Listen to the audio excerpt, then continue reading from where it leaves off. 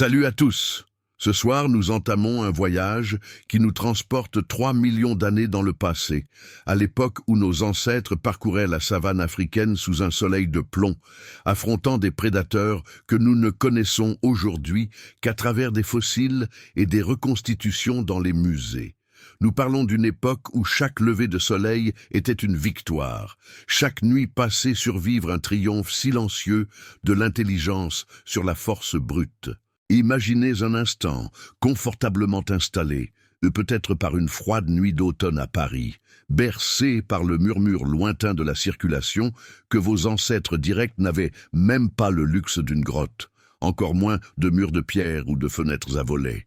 Ils n'avaient été que leurs semblables, leurs mains habiles et un cerveau qui commençait à défier les lois impitoyables de la nature. Si ce voyage vous plaît, n'hésitez pas à liker, à vous abonner à la chaîne pour découvrir d'autres histoires de ce genre, et à me dire en commentaire de quelle ville vous regardez et quelle heure il est chez vous.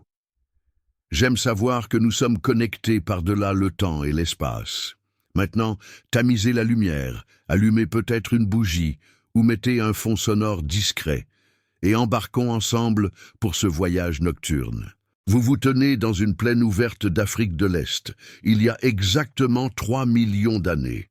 La chaleur est sans pareille, différente de tout ce que vous avez jamais connu, même des étés caniculaires de Provence ou des après-midi suffocants d'août à Paris où le métro ressemble à une fournaise. Cette chaleur est sèche, mordante, et s'accompagne d'un silence inquiétant, seulement troublé par le bourdonnement lointain des insectes et le bruissement occasionnel des herbes dorées agitées par une brise chaude. Vous n'êtes pas encore tout à fait humain, pas au sens où vous vous reconnaîtriez dans le miroir après votre café noir du matin, mais vous êtes déjà quelque chose d'extraordinaire. Un Australopithecus afarensis, mesurant environ 1,50 mètres, avec de longs bras qui conservent les souvenirs d'une vie arboricole, mais des jambes qui ont appris à marcher debout, libérant vos mains pour porter, explorer, créer. Votre cerveau est petit, de la taille d'une grosse orange, mais il renferme quelque chose qu'aucun autre primate ne possède à ce degré, l'étincelle de la prévoyance, de la mémoire stratégique, de la capacité d'imaginer l'avenir avant même qu'il ne se produise. Autour de vous, 6 autres membres de votre groupe se déplacent avec prudence, les yeux rivés sur l'horizon, car ici, dans ce monde impitoyable, la moindre distraction est synonyme de mort. Vous cherchez des tubercules, des racines, peut-être quelques fruits d'un acacia voisin, et parfois, si la chance vous sourit, les restes d'une carcasse abandonnée par des lions, que vous pouvez dérober avant l'arrivée des hyènes. Il n'y a pas de supermarché au coin de la rue, pas de boulangerie à l'odeur alléchante de baguettes fraîches que vous affectionnez tant. Il n'y a que ce que la terre offre et ce que votre intelligence peut en extraire. Le groupe est nerveux ce matin, et cela se ressent à leur façon de communiquer, non pas avec des mots, car le langage complexe n'existerait pas avant des millions d'années, mais avec des sons gutturaux, des grognements d'avertissement, des gestes rapides. Un des mâles les plus âgés, que vous reconnaissez aux cicatrices sur son épaule, trace d'une précédente rencontre avec un léopard, désigne du bras tendu une zone d'herbe haute à une 50aine de mètres. Quelque chose a bougé là-bas, quelque chose de gros, et ces mouvements n'étaient pas ceux d'un herbivore. Les herbivores se déplacent plus tranquillement, s'arrêtant pour brouter, agitant la queue pour chasser les mouches. C'était rapide, délibéré, le mouvement d'un prédateur. Vous vous immobilisez aussitôt, figé dans une posture purement instinctive, car le mouvement attire le regard des prédateurs, et le regard des prédateurs précède les griffes et les dents. Vous sentez votre cœur s'emballer, battre contre vos côtes fines, d'une manière qui vous donne envie de fuir, mais votre cerveau, oh votre précieux cerveau, vous dit d'attendre, d'observer, de comprendre avant d'agir. C'est la différence entre vous et les babouins qui hurlent et se dispersent en panique au premier signe de danger. Vous réfléchissez, même si c'est de façon rudimentaire, vous calculez. Le soleil est presque à son zénith et votre gorge est sèche, vous rappelant que le petit ruisseau où vous avez bu ce matin est à une bonne distance de marche, et qu'entre vous et l'eau se trouve précisément cette zone de hautes herbes où quelque chose se cache. La créature émerge lentement, et mon Dieu, elle est à la fois magnifique et terrifiante. C'est un méganthérion, l'un des grands félins à dents de sabre qui règnent sur ces plaines. Bien qu'il ne soit pas le plus imposant de son espèce, il est largement suffisant pour faire de vous et de votre groupe tout entier un festin. Il a à peu près la taille d'un jaguar moderne, mais une constitution plus robuste, plus lourde, avec des pattes avant extrêmement musclées, conçues pour abattre une proie et la maintenir en place pendant que ses canines, absurdement longues, recourbées comme des sabres d'ivoire, s'abattent sur sa gorge ou la base de son crâne. Vous n'avez jamais vu de tableau de Delacroix représentant des tigres, jamais visité le Muséum national d'histoire naturelle de Paris, où des squelettes fossilisés reposent dans des vitrines bien éclairées. Mais si c'était le cas, vous reconnaîtriez instantanément cette forme mortelle, cette machine à tuer que l'évolution a perfectionnée au fil de millions d'années. Le méganthérion ne regarde pas encore directement votre groupe. Son regard est fixé sur quelque chose au loin, probablement une petite antilope que vous ne pouvez pas voir d'ici, ce qui vous offre quelques précieuses secondes. Vous jetez un coup d'œil rapide autour de vous, à la recherche d'un refuge, et votre regard se pose sur une formation rocheuse à une vingtaine de mètres sur votre gauche. Ce n'est pas grand-chose, juste quelques grosses pierres empilées par le temps et l'érosion, mais c'est la hauteur, c'est un abri. C'est la différence entre voir le soleil se lever demain ou devenir un maillon de la chaîne alimentaire aujourd'hui. Vous émettez un son discret, presque un sifflement, et désignez les rochers d'un geste. Immédiatement, le groupe comprend, car vous possédez quelque chose que les antilopes n'ont pas. Une communication coopérative, une stratégie collective. Vous vous mettez en mouvement, non pas en courant, car la course attire l'attention, mais d'une marche rapide et basse, presque accroupie, utilisant chaque buisson, chaque creux du terrain comme abri. C'est comme ces moments où l'on traverse une rue animée de Paris tard le soir, lorsque les voitures filent à toute allure et qu'il faut calculer parfaitement vitesse et distance, sauf qu'ici, l'erreur ne se traduit pas par des coups de klaxon furieux, mais par une mort subite et violente. Une des jeunes femelles du groupe porte un petit accroché à sa fourrure, et vous voyez sa difficulté à se déplacer rapidement. Vous voyez la panique commencer à apparaître dans ses yeux. Le mâle le plus âgé prend une décision rapide. Il ramasse une branche tombée au sol d'environ 1 mètre de long et d'un poids raisonnable. Ce n'est pas une lance, car vous n'avez pas encore découvert comment tailler les pierres, ni comment durcir le bois au feu, mais c'est mieux que rien. C'est la différence entre mourir passivement et mourir au combat. Vous êtes à 10 mètres des rochers lorsque Méganthérion tourne la tête et ses yeux jaunes, froids comme de l'ambre ancien, croisent votre regard. Le temps semble se figer, comme dans ces instants d'adrénaline pure, et l'on remarque des détails insignifiants. Le reflet du soleil sur la fourrure brun doré du félin, le léger mouvement de ses oreilles captant les sons, la contraction de ses muscles sous la peau, préparant le bond. Il a abandonné l'antilope, qui prend aussitôt la fuite, car les prédateurs intelligents font des calculs froids et un groupe de primates représente potentiellement plus de calories pour moins d'efforts qu'une antilope rapide. À présent, c'est vous qui courez. Le temps de la prudence est révolu. Seul compte la vitesse et l'urgence d'atteindre les rochers avant l'animal. Vous entendez les pas lourds derrière vous, le grognement sourd qui vous hérisse les cheveux, et vous songez à l'ironie de la situation. Si, dans des millions d'années, vos descendants étaient bien au chaud dans des appartements protégés du froid de décembre, sirotant un chocolat chaud et lisant des ouvrages de paléontologie sur votre existence, sans jamais avoir véritablement compris cette terreur viscérale. Le groupe atteint les rochers et commence aussitôt à grimper, mains et pieds, trouvant des prises avec l'habileté de ceux qui sont encore un peu arboricoles, et vous êtes l'avant-dernier à grimper, vous assurant d'abord que la femme avec le bébé est en sécurité, car la coopération n'est pas qu'un joli mot, c'est ce qui maintient le groupe en vie. Le Méganthérion atteint le pied des rochers et se dresse sur ses pattes arrière, tentant d'atteindre le mâle, plus âgé, situé plus bas, encore à portée de ses griffes.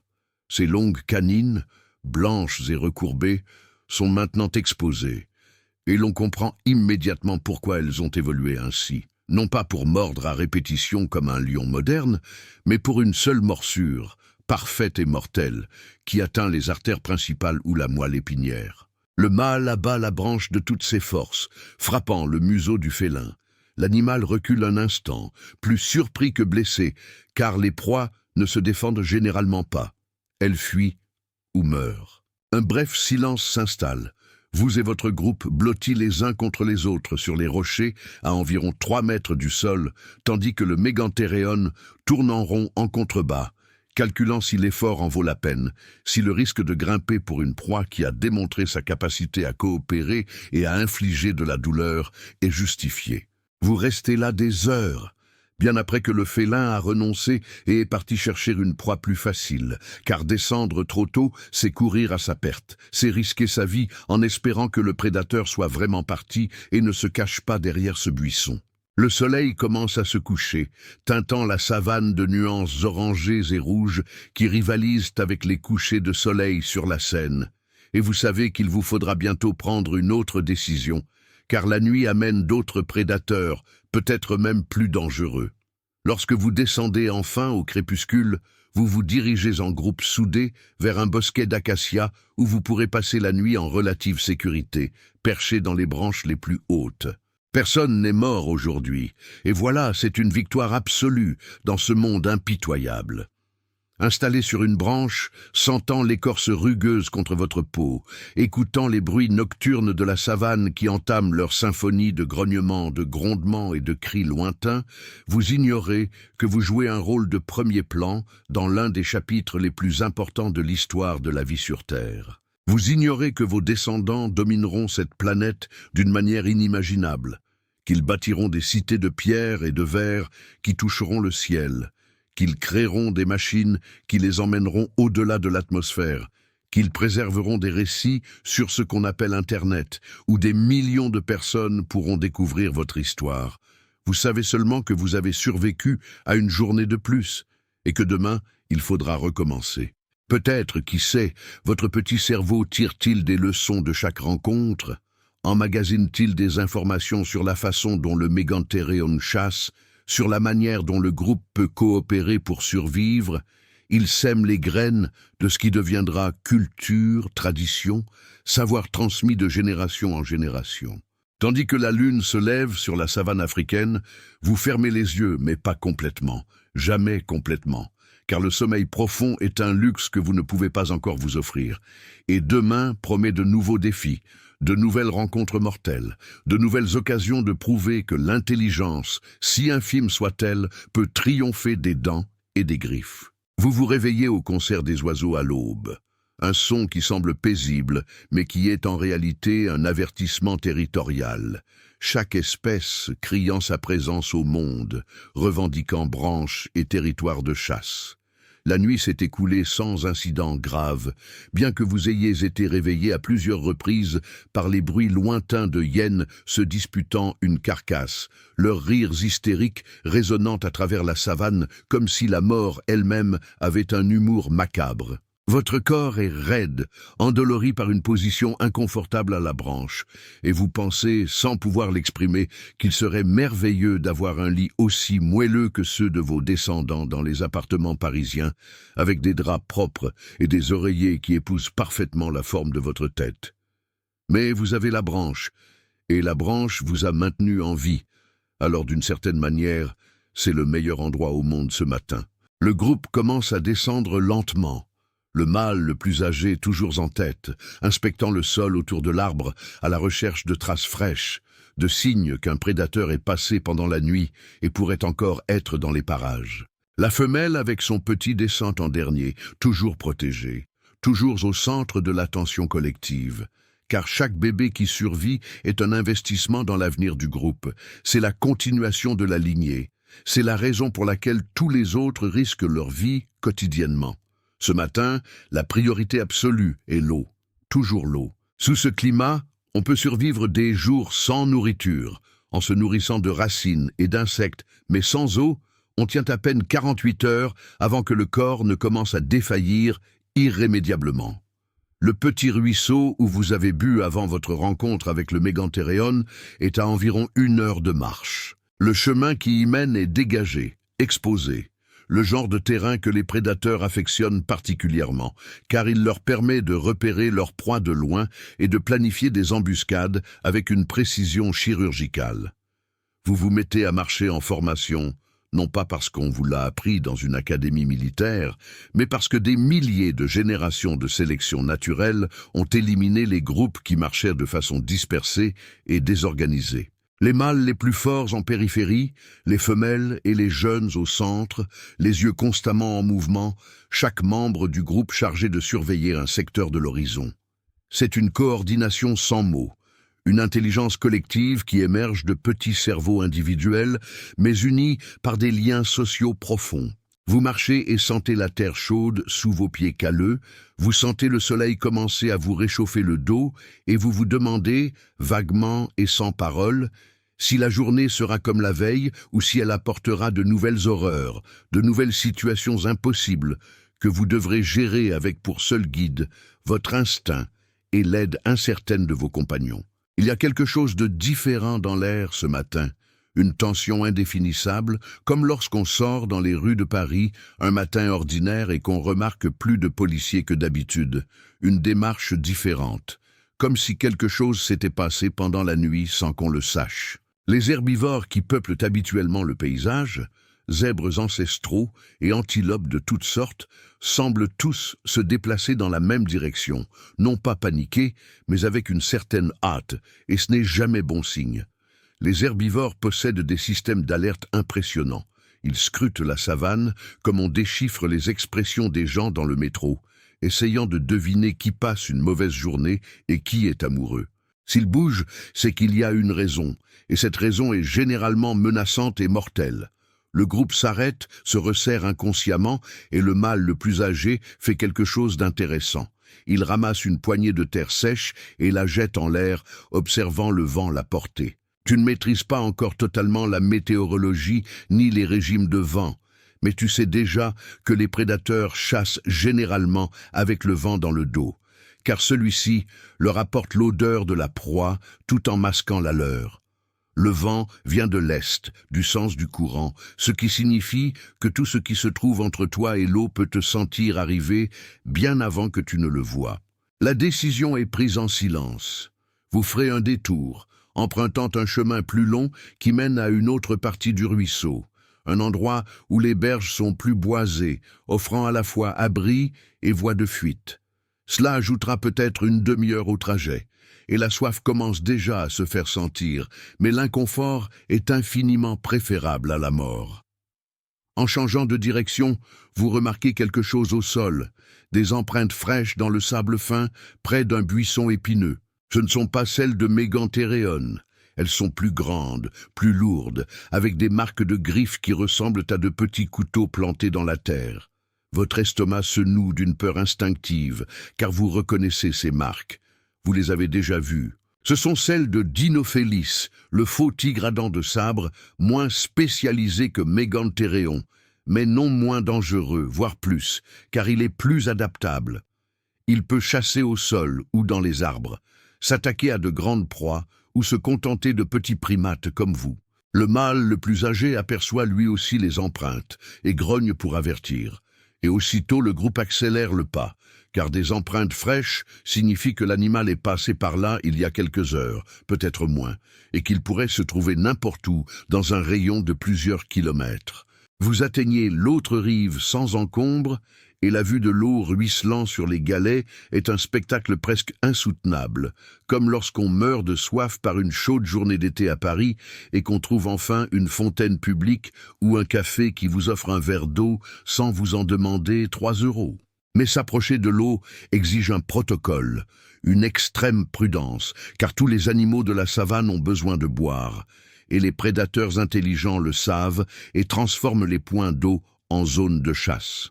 Le mâle le plus âgé et un autre mâle adulte descendent les premiers sur la rive, s'accroupissent et boivent rapidement, leurs yeux scrutant sans cesse les arbres et les buissons de la rive opposée. Ils boivent à tour de rôle, pendant une quinzaine de secondes, puis s'éloignent et font signe aux femelles de les rejoindre. Vous descendez avec eux, et lorsque vous portez enfin vos lèvres à l'eau fraîche, sentant le liquide glacé glisser dans votre gorge desséchée, c'est un moment d'extase pure, un plaisir aussi intense que tout ce que vous pourrez jamais éprouver dans votre vie.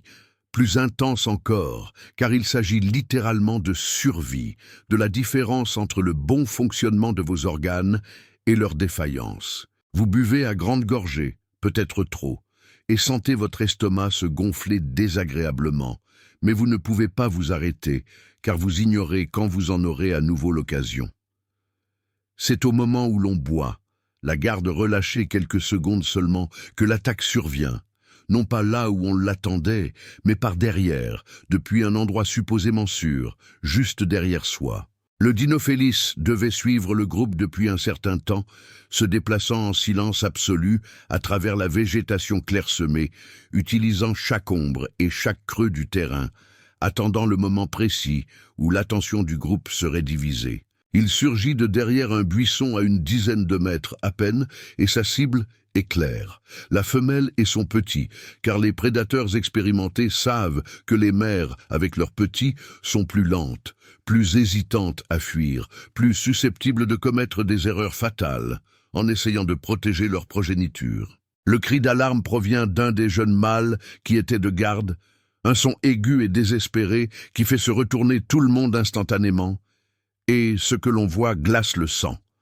Le Dinophélis est une vision de puissance concentrée, tout en muscles et en détermination, les yeux rivés sur la femelle avec une intensité qui ne souffre aucune distraction.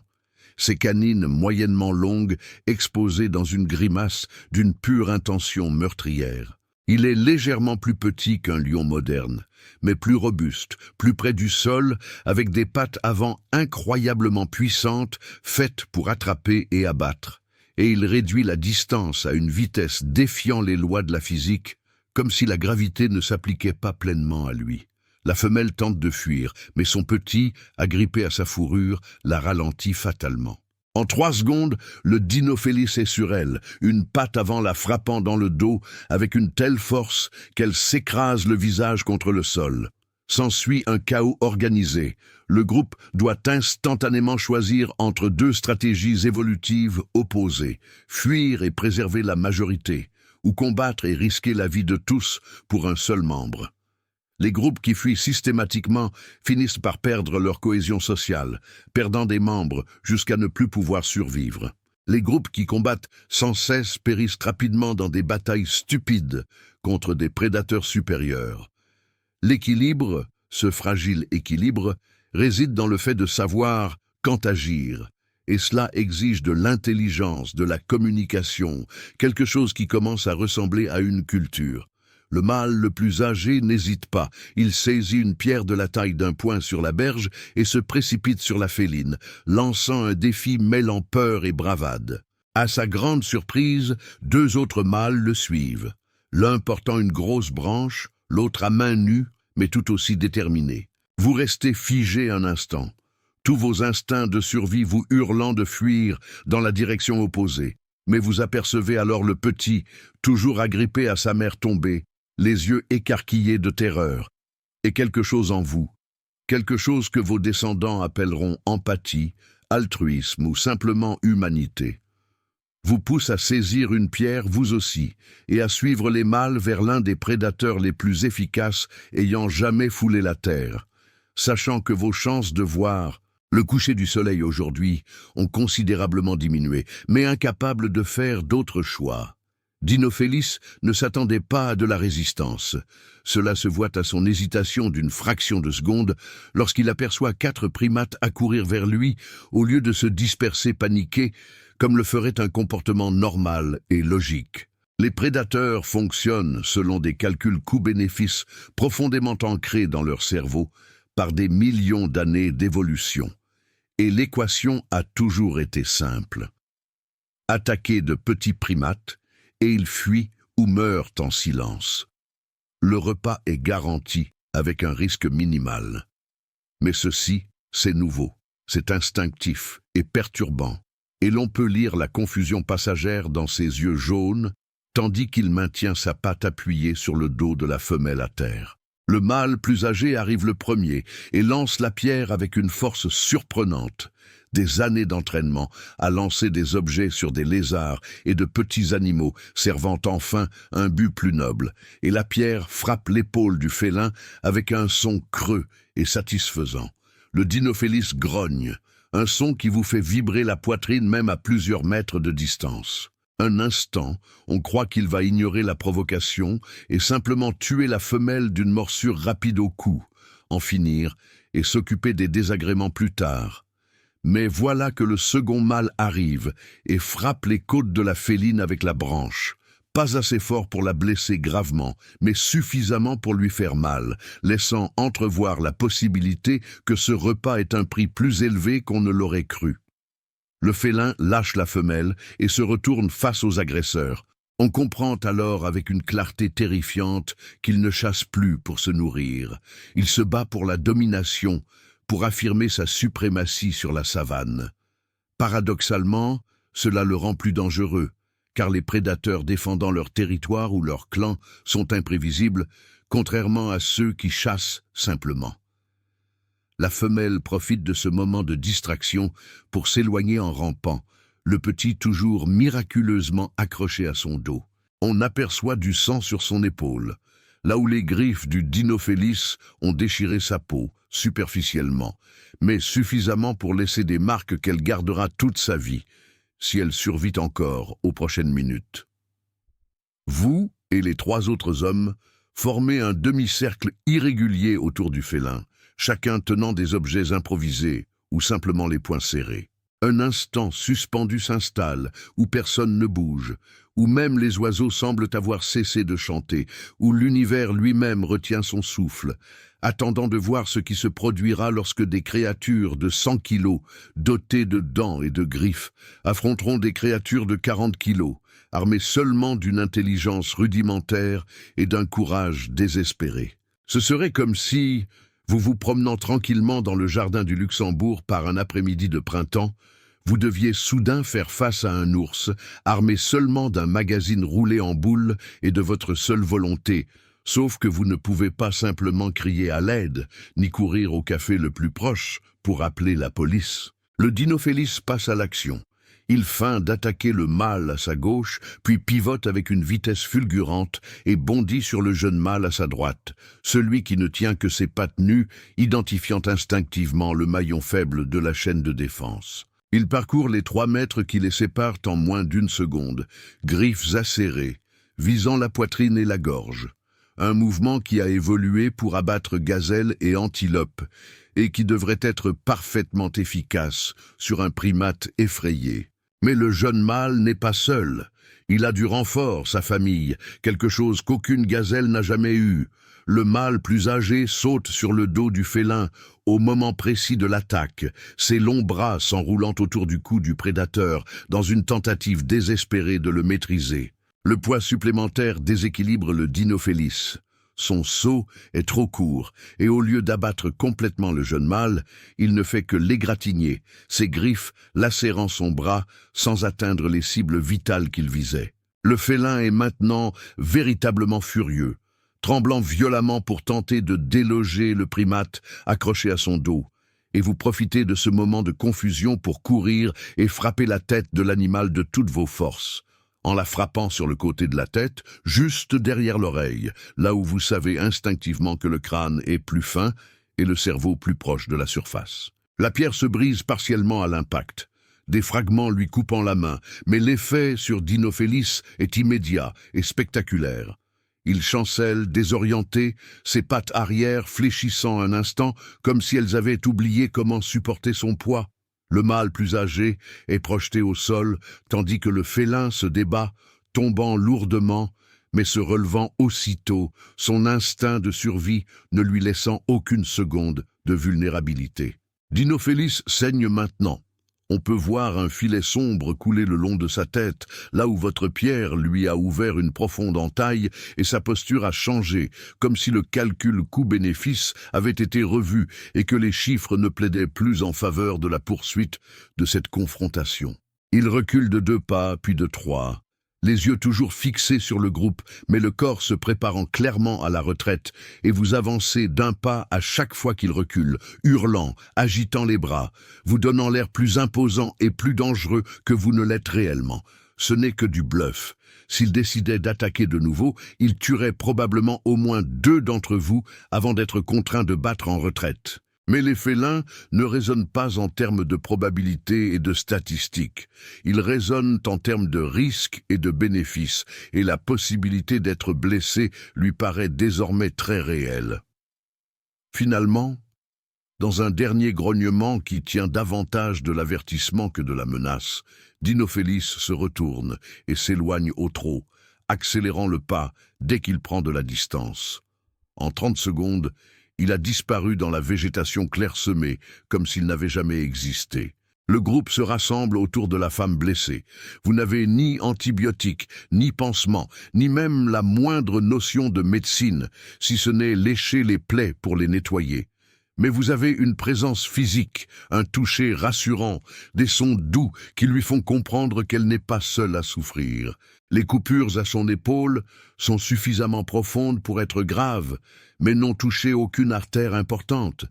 Le saignement diminue peu à peu, la coagulation naturelle faisant son œuvre comme elle le fait depuis des centaines de millions d'années d'évolution. Le bébé est indemne, ses grands yeux passant d'un visage à l'autre dans le groupe, comme s'il essayait de comprendre ce qui vient de se passer, pourquoi le monde est soudainement devenu bruyant et violent, et pourquoi sa mère émet des gémissements de douleur qu'il n'a jamais entendus auparavant. Le jeune mâle, légèrement blessé, a 3 coupures parallèles au bras, peu profondes mais certainement douloureuses. Vous l'observez, fasciné, tandis qu'il examine ses blessures avec une curiosité presque clinique, touchant les bords des lacérations comme s'il essayait de comprendre comment sa peau, toujours intacte et continue, est maintenant ouverte, révélant des couches internes qui devraient rester invisibles. Il n'y a ni pleurs dramatiques, ni gémissements excessifs, seulement une acceptation stoïque du fait que la douleur fait partie de la vie dans ce monde. Quel est le prix à payer pour continuer à exister? Quelle est endurée parce que l'alternative est de cesser d'exister tout court?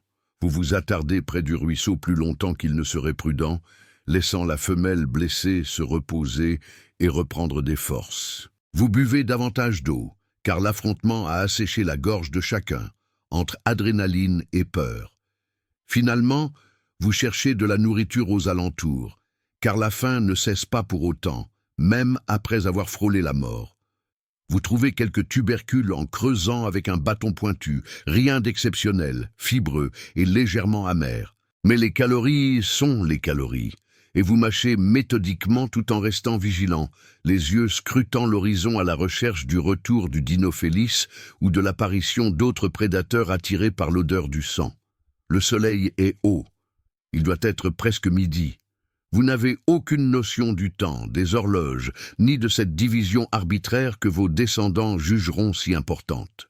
Vous savez seulement que c'est le moment le plus chaud de la journée, celui où la plupart des prédateurs se reposent à l'ombre, et où les déplacements sont, toute proportion gardée, plus sûrs. Un silence étrange s'installe, seulement troublé par le bruissement du vent dans l'herbe sèche et le bourdonnement lointain des insectes, et vous réalisez que votre groupe a accompli quelque chose d'extraordinaire ce matin, quelque chose qui sera répété, perfectionné, et qui deviendra finalement une stratégie standard.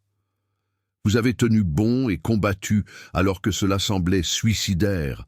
Vous avez coopéré de manière à multiplier la force individuelle en puissance collective. Vous avez transformé 4 cibles faibles en une unité capable de faire réfléchir à 2 fois l'un des prédateurs dominants de la savane. Alors que le groupe commence enfin à s'éloigner du ruisseau, en ménageant lentement la femelle blessée qui boite visiblement, vous vous retournez une dernière fois et apercevez des empreintes dans la boue de la berge, vos empreintes et celles du groupe mêlées aux empreintes massives du Dinophélis, et il y a quelque chose de poétiquement juste dans la façon dont elles se superposent, comme s'il s'agissait de 2 histoires entrelacées, l'histoire du prédateur et de la proie, de la mort et de la Survie d'un monde où chaque jour est une négociation avec la violence et chaque nuit une petite mais significative victoire contre le néant. Tu ignores qu'un jour, dans un futur lointain, peut-être dans un musée parisien aux murs blancs et à la lumière froide des LED, on reconstituera des moments comme celui-ci. Des squelettes d'Australopithèques et de Dinophélis montés dans des dioramas tenteront de saisir cette tension, ce drame de la vie et de la mort, mais échoueront inévitablement, car il est impossible de retranscrire véritablement l'odeur de la peur dans la sueur, le goût du sang dans la bouche quand on se mord la langue, sous l'effet de la tension, le souffle rauque de ses compagnons à ses côtés, tous encore en vie contre toute attente. Tu ignores que tu es un pionnier de ce que tes descendants appelleront société, culture, humanité. Tu sais seulement que le soleil brille encore, que tu respires encore, et que demain il tentera probablement de te tuer de nouvelles manières ingénieuses que tu devras affronter avec pour seuls alliés ce petit cerveau extraordinaire et ses compagnons improbables qui choisissent de rester à tes côtés alors que fuir serait plus facile et sans doute plus judicieux. L'après-midi se déroule au rythme plus lent du groupe, qui adapte son allure à la femme blessée. Toutes les 15 ou 20 minutes, elle doit s'arrêter pour reprendre son souffle, sa respiration haletante révélant l'effort que lui demande chaque pas. Le bébé est toujours accroché à son dos, mais plus lâchement, comme épuisé lui aussi par l'adrénaline de l'agression. Vous observez avec inquiétude la mère qui, de temps à autre, passe la main derrière son dos pour ajuster la position du bébé, s'assurant qu'il n'appuie pas sur les coupures de son épaule. Il n'y a pas d'hôpitaux où aller, pas de médecins au diplôme encadrés dans leur cabinet des quartiers chics parisiens, pas d'antibiotiques en flacons plastiques avec notice. Il n'y a que son corps et sa capacité innée à guérir ou non, à combattre l'infection ou à y succomber, à transformer le traumatisme en cicatrice ou en septicémie fatale. Vous cherchez un endroit où passer le reste de la journée et la nuit qui approche. De préférence un lieu avec plusieurs issues de secours et une vue dégagée sur les environs, car l'expérience de ce matin a rendu tout le monde hyper vigilant. Chaque ombre est potentiellement un prédateur. Chaque mouvement dans l'herbe est une raison de s'arrêter et d'évaluer la situation. Le mâle le plus âgé conduit le groupe vers une zone qu'il connaît manifestement bien pour l'avoir explorée lors d'expéditions précédentes. On le devine à l'assurance de ses mouvements, à la façon dont il vérifie régulièrement les repères naturels. Un arbre mort aux branches tortueuses caractéristiques, une formation rocheuse qui évoque vaguement un animal tapi. La mémoire spatiale est l'un de leurs plus grands atouts évolutifs. Vous et votre groupe pouvez vous construire des cartes mentales du territoire, vous souvenant de l'emplacement des points d'eau, des endroits où des prédateurs ont déjà été aperçus, des arbres propices au repos et des tanières de serpents venimeux à éviter. Ce savoir n'est consigné nulle part. Il n'y a ni carte dessinée sur papier, ni application GPS sur smartphone. Tout est stocké dans ces petits cerveaux, pourtant étonnamment performants, et transmis entre les membres du groupe par l'observation et l'expérience partagée. Vous arrivez enfin dans une petite vallée peu profonde, dominée par plusieurs acacias robustes, dont les troncs épais et les branches déployées offrent un ombrage immédiat contre le soleil brûlant et un refuge potentiel en cas d'apparition d'un autre prédateur. Il y a aussi, et c'est crucial, une petite flaque d'eau dans une dépression rocheuse, probablement un vestige des pluies récentes, peu abondante mais suffisante pour que le groupe puisse boire sans avoir à entreprendre un autre voyage risqué jusqu'au cours d'eau principal. Vous vous installez à l'ombre tachetée du plus grand acacia et un moment de détente collective s'installe. Les corps s'enfoncent dans le sol encore chaud, les respirations se calment peu à peu, passant d'une vigilance accrue à un rythme plus normal. La femelle blessée est couchée sur le côté, se positionnant avec précaution pour que son petit puisse téter sans toucher les coupures à son épaule.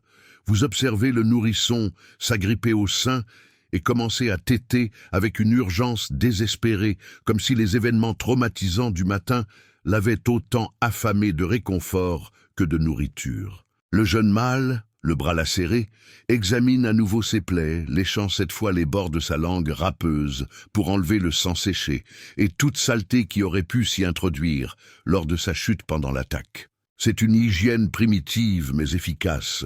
La salive contient des enzymes qui combattent certaines bactéries.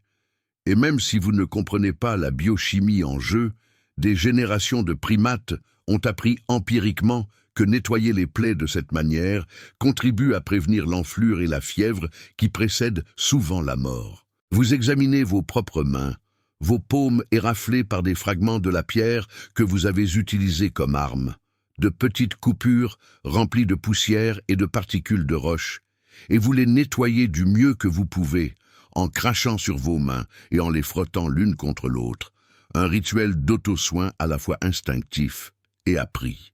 La chaleur de milieu d'après-midi est étouffante, de cette chaleur qui fait onduler l'air en strates visibles au-dessus du sol, qui transforme les distances en mirages trompeurs, qui poussent même les animaux à sang-froid à chercher l'ombre. On se croirait à Paris pendant les canicules d'août, quand le métro devient un sauna, que l'asphalte est mou sous les pieds et que chacun se déplace au ralenti pour économiser son énergie. Sauf qu'ici, point de climatisation pour se réfugier, point de glacier à prix d'or au coin des rues, seulement l'ombre de cet arbre et l'espoir qu'une brise passagère apporte un peu de fraîcheur. Le groupe se relaie pour faire la sieste, veillant à ce qu'au moins 2 personnes restent éveillées et alertes, les yeux scrutant les alentours à la recherche du moindre mouvement suspect. Vous prenez votre tour de garde avec un homme d'âge mûr, arborant une cicatrice impressionnante sur la poitrine, souvenir d'une mésaventure dont il a réchappé et dont vous ne saurez jamais les détails. Vous êtes assis côte à côte dans un silence complice, sans besoin de conversation, car la conversation n'existe pas encore en tant que concept, seulement une présence mutuelle, la conscience qu'aucun de vous n'est seul dans cette veillée contre les dangers qui rôdent hors de vue. C'est pendant votre quart que vous remarquez quelque chose d'intéressant, un groupe de petites antilopes broutant à environ 200 mètres. Elles semblent parfaitement détendues, la tête baissée, grignotant de l'herbe, levant parfois la tête pour regarder autour d'elles, mais sans manifester le moindre signe d'inquiétude. Cela vous apprend quelque chose d'important. Il n'y a probablement pas de grands prédateurs dans les environs immédiats, car les antilopes sont des systèmes d'alerte précoces exceptionnels. Elles détectent le danger bien avant les primates, leur sens affûté par des millions de générations passées à être la proie de prédilection de tout animal à griffes et à dents. Vous grognez doucement à votre collègue de quart et pointez du doigt la direction des antilopes. Il suit votre regard et comprend immédiatement, ses épaules se détendant légèrement, sachant que vous pouvez baisser le niveau de vigilance de maximal à élevé. C'est l'intelligence pratique en action. C'est utiliser l'environnement et les autres animaux comme source d'information. C'est la différence entre vivre dans une panique constante et savoir quand il est relativement sûr de se détendre pendant de précieux instants. Plus tard, alors que le soleil entame sa lente descente vers l'horizon, le groupe se réveille et commence à chercher de la nourriture près de l'arbre, à la recherche de tout ce qui est comestible dans un rayon permettant de retourner rapidement à l'abri si nécessaire. Vous trouvez un buisson bas chargé de petites baies rouges, peu nombreuses mais bien présentes, et vous les mangez une à une. Chacune explose en bouche d'une douceur intense, presque surprenante, après des jours de régime composé principalement de racines amères et de quelques morceaux de viande avariés volés à des carcasses. Le sucre est rare dans ce monde, un trésor lorsqu'on le trouve, et votre corps réagit avec un plaisir presque euphorique à cet apport rapide de calories, une énergie immédiate qui pourrait faire la différence entre courir assez vite pour échapper à un prédateur ou être trop lent d'une demi-seconde et le payer de sa vie. Vous laissez échapper de doux gémissements de contentement en mangeant, ce qui attire l'attention des autres membres du groupe qui s'approchent pour voir votre trouvaille. Vous partagez sans hésiter, désignant les baies et vous écartant pour laisser les autres se servir. Ici, il n'existe aucune notion de propriété privée, aucune idée que, parce que vous avez trouvé quelque chose en premier, vous devriez en avoir l'exclusivité. Il n'existe qu'une compréhension tacite. Le partage des ressources accroît les chances de survie du groupe. Et la survie du groupe est aussi la vôtre, car vous ne pourriez pas survivre 3 jours seul dans cette savane impitoyable. Cette réciprocité, cette volonté d'aider sans attendre de retour immédiat, est l'un des fondements de ce qui deviendra la morale humaine. Mais vous ne raisonnez pas en ces termes, vous agissez simplement selon des instincts sociaux profondément ancrés, qui ont prouvé leur efficacité au fil de milliers de générations. La nuit commence à tomber, et avec elle la transformation familière de la savane. D'un lieu de danger visible, elle devient un royaume de menaces invisibles, de sons indistincts, de mouvements informes, l'imagination comblant les vides que les yeux ne peuvent plus percevoir. Le groupe se rassemble sous l'arbre et entame le rituel nocturne de l'ascension vers les branches les plus hautes et les plus sûres. Chacun trouve son perchoir préféré, fruit d'une combinaison de hiérarchie sociale et de préférences personnelles.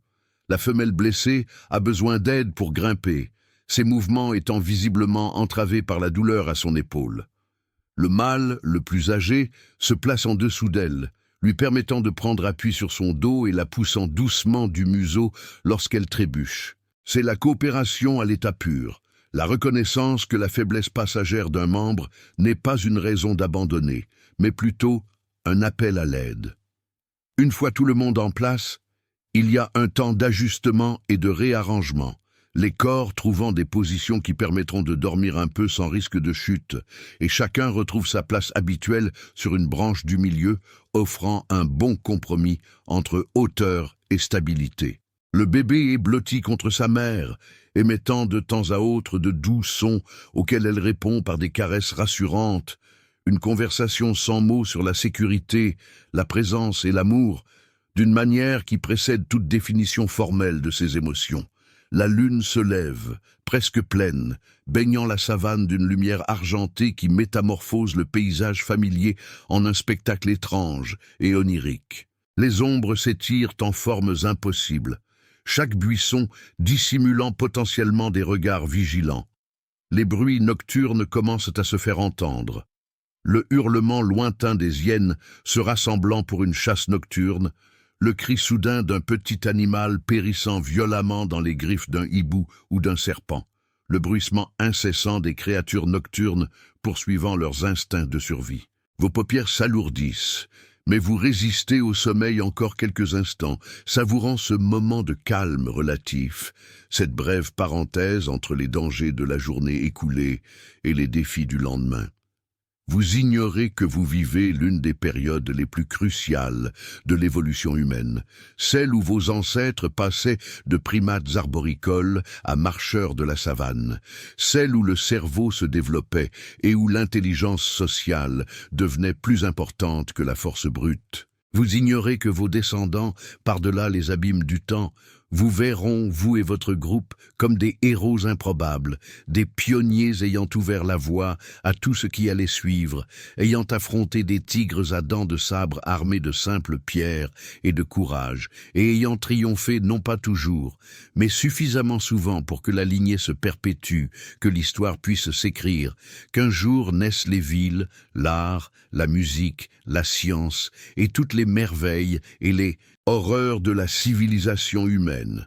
Vous savez seulement que vous êtes fatigué, que demain arrivera trop vite, et que pour l'instant, à cet instant précis, vous êtes en vie, votre groupe est en vie, et cela, voilà, est tout ce qui compte vraiment, tandis que la lune poursuit silencieusement sa course dans le ciel nocturne africain.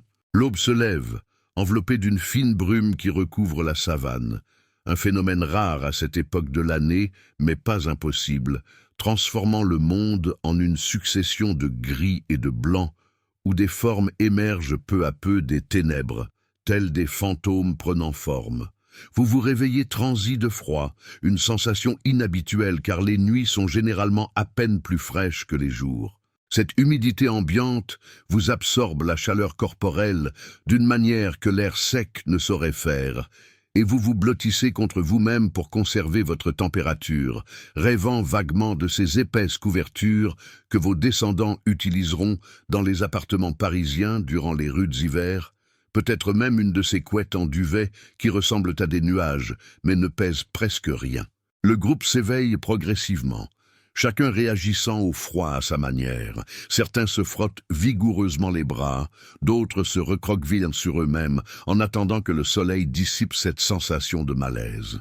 La femme blessée se déplace avec une prudence visible, son épaule est manifestement raide après une nuit d'immobilité relative, mais vous remarquez avec un certain soulagement qu'il n'y a pas de signe évident d'infection. La peau autour des coupures est rouge, mais pas alarmant enflée. Il n'y a pas d'odeur de décomposition qui précéderait des problèmes graves. Descendre de l'arbre dans ce brouillard exige une prudence accrue, car la visibilité au sol est réduite à néant, et il est crucial d'éviter une entorse, ou pire encore, une chute sur un terrain accidenté dissimulé par la brume. Le mâle le plus âgé descend le premier, comme toujours, ses pieds effleurant le sol avec précaution, avant de s'y poser complètement. Il s'accroupit aussitôt et pose une main à terre, tâtonnant le sol, à l'affût du moindre mouvement invisible à travers l'épais brouillard. Il patiente une trentaine de secondes, dans un silence absolu, puis fait signe aux autres de descendre, indiquant ainsi qu'au moins rien d'imposant et de dangereux ne se trouve à proximité immédiate. Chacun descend à son tour, et une fois tout le monde au sol, une réunion silencieuse s'engage. Le groupe doit décider de la marche à suivre. Il leur faut de l'eau, car la petite flaque dans la dépression rocheuse était presque à sec la veille. Il leur faut aussi de la nourriture en quantité suffisante, car les fruits n'ont servi qu'à grignoter. Et ils doivent évaluer s'ils peuvent rester dans cette zone ou s'ils doivent se déplacer vers un autre territoire où la concentration de prédateurs est peut-être moindre. Il n'y a ni vote formel, ni débat verbal, car le langage complexe n'existera que dans des millions d'années. Mais la communication se fait par des regards, des grognements, des gestes, une forme de démocratie primitive où le consensus émerge d'interactions sociales subtiles. La décision est prise de se diriger vers un endroit connu de certains des plus anciens du groupe, un lieu avec plusieurs arbres fruitiers et une source d'eau plus permanente, ressemblant davantage à un petit lac saisonnier qu'à un ruisseau. Il faudra marcher environ 2 heures, et dans un brouillard pareil, le trajet sera plus lent et potentiellement plus dangereux, car des prédateurs pourraient se trouver à plusieurs mètres avant même qu'on les aperçoive. Mais rester ici sans eau en quantité suffisante n'est pas envisageable. On se met donc à marcher en formation encore plus serrée que d'habitude, presque collés les uns aux autres, car dans le brouillard, il est facile de se perdre, et, une fois séparés, on se retrouve seul et vulnérable d'une manière inimaginable. Le brouillard crée d'étranges effets acoustiques. Les sons semblent provenir de directions opposées, les distances sont impossibles à évaluer, et à 2 reprises, le groupe s'arrête net, parce que quelqu'un a entendu quelque chose qui pourrait être des pas lourds ou simplement le bruissement du vent dans la végétation. Vos nerfs sont à vif, chaque ombre dans le brouillard est potentiellement mortelle, et vous commencez à comprendre viscéralement pourquoi vos descendants développeront des mythologies sur des monstres tapis dans la brume, sur des dangers cachés dans l'inconnu. Car cette peur est si profondément ancrée dans votre psyché qu'elle sera encore présente des millions d'années plus tard dans des cerveaux beaucoup plus gros, vivant dans des environnements beaucoup plus sûrs. Environ 1 heure après le début de votre marche, le soleil commence enfin à dissiper la brume, comme si un voile se levait sur le monde, révélant peu à peu le paysage familier d'herbes dorées, d'arbres épars et d'un horizon lointain. La visibilité retrouvée apporte une détente palpable au sein du groupe. Les pas deviennent plus assurés, l'espacement entre les individus s'accroît légèrement, retrouvant son rythme normal. Vous longez une zone où des lions ont manifestement tué une grosse proie au cours des dernières 24 heures. Vous pouvez distinguer le cercle d'herbes aplaties où le combat a eu lieu, les taches sombres de sang qui sèchent déjà sous le soleil matinal. Et surtout, vous pouvez le sentir. Cette odeur de fer, de chair et de mort, universellement reconnaissable à travers les espèces et les époques. Le groupe garde une distance respectueuse. Inutile d'aller plus loin, car les lions restent souvent près de leur proie pendant des jours. revenant se nourrir jusqu'à ce qu'il ne reste plus que des eaux propres. Et rencontrer des lions qui gardent activement leur nourriture est une invitation au désastre. Vous observez les vautours qui tournoient haut dans le ciel, au-dessus de la zone de mort, leurs ailes noires se détachant sur le bleu vif. Et vous pensez combien il doit être étrange de voir le monde d'aussi haut, de voir toute la savane s'étendre en contrebas comme une carte, de voir la toile de la vie et de la mort se jouer à l'échelle continentale. Vous atteignez enfin l'endroit dont se souvenaient les plus âgés.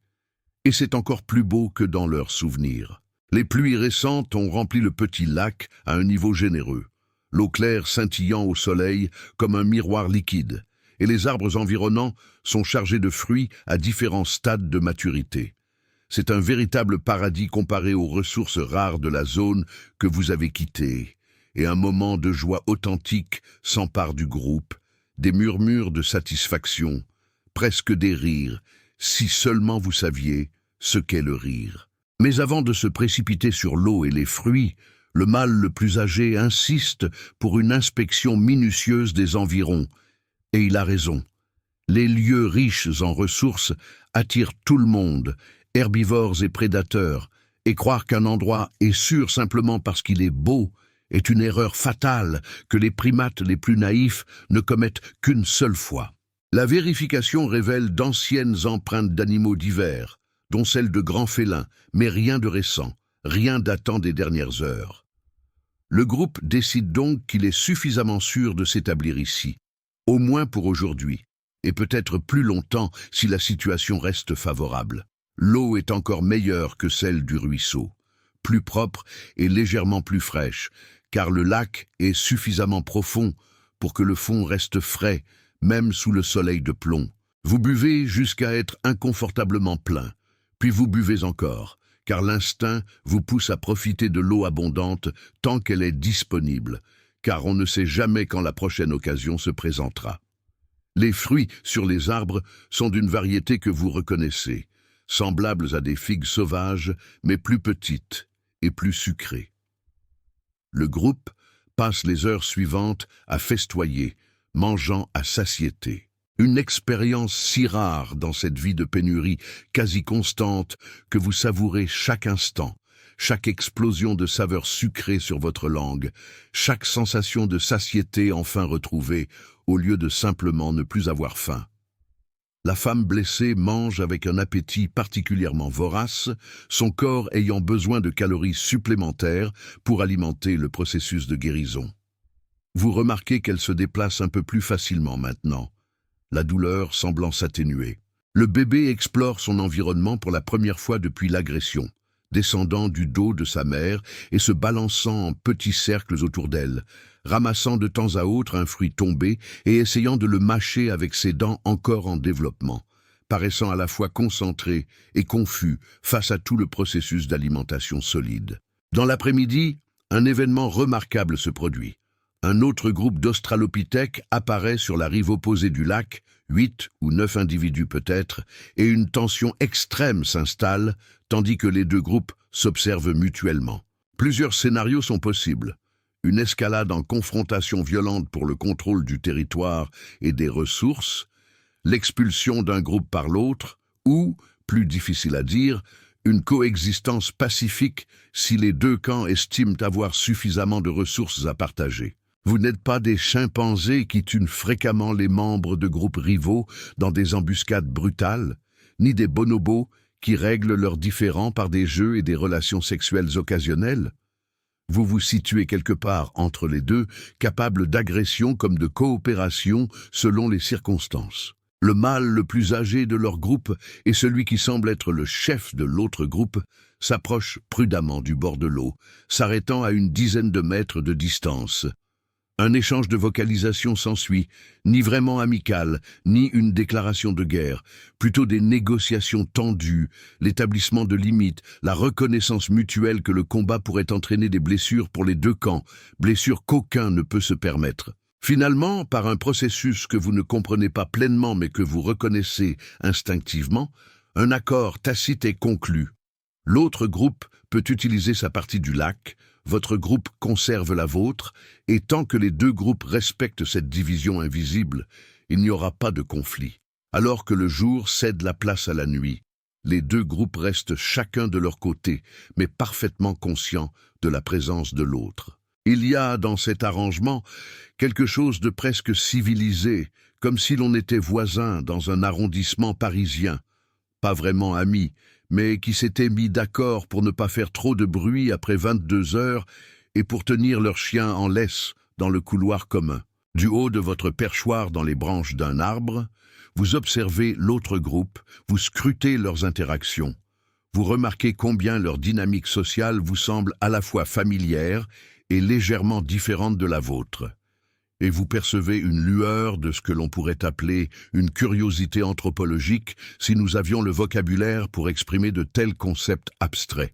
Ils sont comme vous, mais différents, de la même espèce, mais avec des expériences, des histoires, des cicatrices et des souvenirs différents. Et vous prenez conscience que le monde est plus vaste que votre petit groupe, qu'il existe d'autres personnes qui, là-bas, font face aux mêmes défis, aux mêmes prédateurs, aux mêmes choix impossibles entre sécurité et opportunité. La lune se lève à nouveau, toujours pleine et brillante, illuminant le lac jusqu'à le rendre incandescent. Et vous vous endormez au son des doux bruits de l'autre groupe qui s'installe pour la nuit dans ces arbres.